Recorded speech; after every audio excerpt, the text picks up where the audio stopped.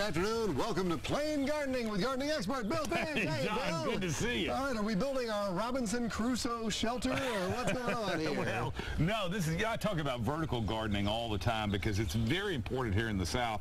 Things grow, John. You build a good garden, things are going to grow. These are my peas. They're going to get really tall. They're going to be 6 feet tall. Really? I'm going to be able to pick them. Oh yeah, really quick and really fast. Okay. I've got beans that are going to grow here. I've got squash that's going to grow up and climb over this. There are all sorts of things that you really need something for them to climb on.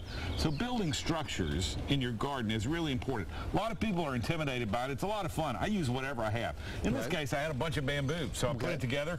Got a nice little structure, really firm. Right, and really, it's just stuff leaned against one another and tied to it. But I gotta say, it's pretty sturdy. It's really sturdy. You know, it's got to be sturdy enough to survive at least a small tropical storm. But I'm guessing if you don't have bamboo, you can use broomsticks or branches out of a tree. Branches, you know, and don't make it too complicated if you don't want to. A lot of people will just take 3 pieces, put them together like this, make a teepee, boom, there it is, tied together at the top. All right, but let's do something with this. Yep. Right, and so I'm going to take this. So I had these pieces. I didn't take these. You notice I didn't take these off. Right. How come? Because the peas climb right up it. So it's really kind of interesting. I'm just going to plant it in the ground right here. Boom.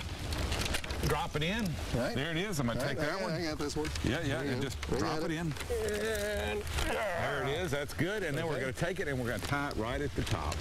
Just like that, just to tie it in. Just as the rain starts. Just as the rain starts, but it's not going to be bad. The weatherman told me it wasn't going to be bad. He did? Yes. What are you listening to? I don't know, John. But there it is. So there it is. Now I've just tied that in really easily. All I got to do is make a little knot there, and it's in there. Okay. And it's not going to go anywhere. So it's really simple, just very easy. I did I don't want this poking me in the eye. No. So what we're going to do, we got some clippers. Okay. We're going to come back.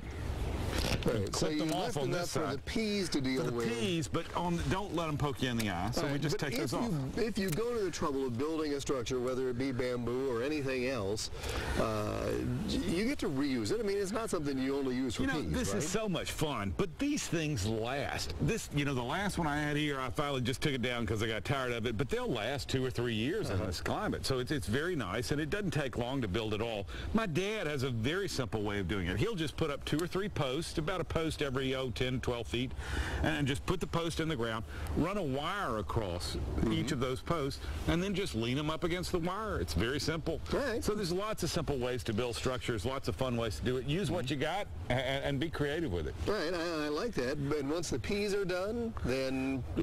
Peas are done. They'll be done probably May. I'll have beans on it. I'll have squash on it after that. Because things here grow tall. They grow tall. Have Malabar spinach. Ooh, lots of fun things to put on there. Spinach? We'll talk about that later. All right. Yeah. Well, we'll get to tying on this one here. Yeah, good.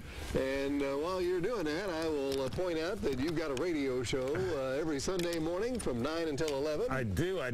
It's on 106.5 FM, John. And you've got any questions about how to build a trellis or what to do with your tomatoes or your azaleas, you just call in. All right, we can do that. Or you can email plaingardening@yahoo.com. That puts you in touch with Bill Finch of Plain Gardening fame. And always a pleasure to see you. Good to see you, John.